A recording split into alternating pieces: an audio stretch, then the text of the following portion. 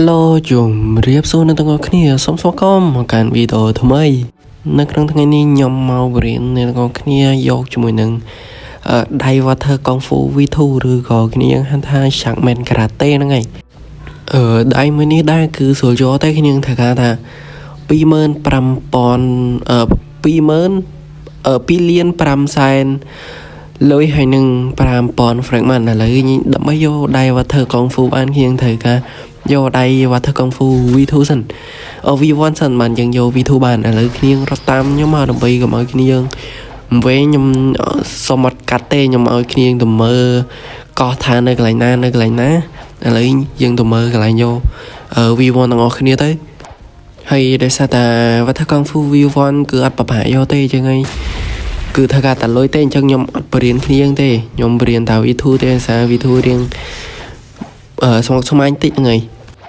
ហើយកន្លែងយកដៃ Water Kung Fu អត់មានអីប្រហែលទេគ្នាមកកោះព្រំភ្លើងហ្នឹងមកអាតកកមួយជ្រៀងឡាវ៉ាមួយជ្រៀងហ្នឹងគ្នាគ្រាន់តែមកកន្លែងហ្នឹងទៅឥ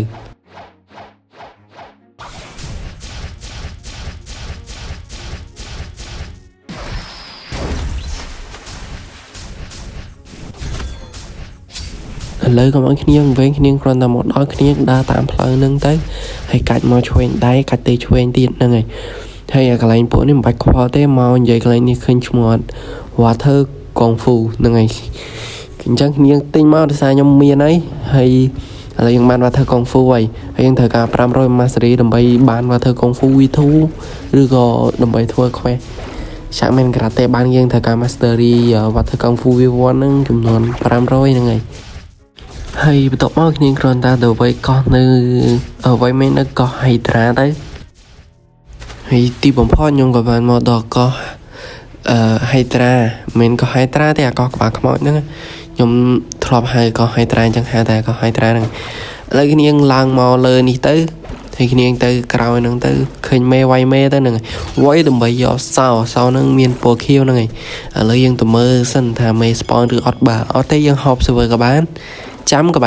រយៈពេលកន្លះម៉ោងបានវា spawn ម្ដងឥឡូវអត់ឃើញមេទេខ្ញុំធ្វើការហប់ server សិនយោហើយឡើយយើងបានហប់ server ឡើយយើងទៅមើលមេទាំងអស់គ្នាអូ spawn ទេហ្នឹងហើយមេអត់តន់ spawn ទេបើសិនជាអ្នកទាំងអស់គ្នាមើលដល់វីដេអូនេះគឺខ្ញុំចំណាយពេលវេលាច្រើនខ្លាំងមែនទែនក្នុងការហប់ server ដារ៉ូមេហើយនឹង farm លុយដើម្បីមកធ្វើវីដេអូឲ្យអ្នកទាំងអស់គ្នាមើលអីចឹងណាចឹងកុំភ្លេច subscribe អ្នកមួយផងហ្នឹងហើយតោះឥឡូវយើងទៅតវីដេអូយើងទៀតឥឡូវយើងអត់ឃើញមេទេគឺយើងហប់ server ទៀតហើយលើកយើងបានជួបជាមួយនឹងមេហើយសារហប់ server មិន3-4 server ដែរព្រមទៅជួបឥឡូវយើងវាយមេហ្នឹងទៅវាយងាប់ទៅគឺយើងបានហើយហ្នឹងហើយភាគរយបានគឺច្រើនជាងភាគរយអត់ចឹងណាអញ្ចឹងគ្នាយើងគឺស្រួលដែរទេអាមេហ្នឹងដើម្បីយក Shaman Karate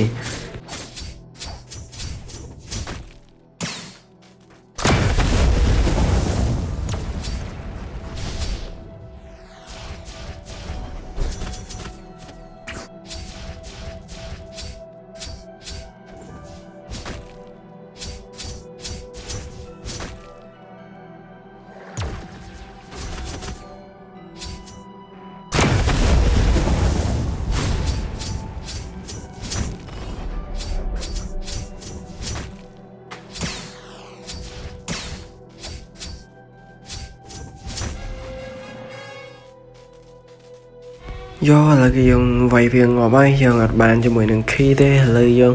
ហប់ server ដើម្បីវាយទៀតទៅ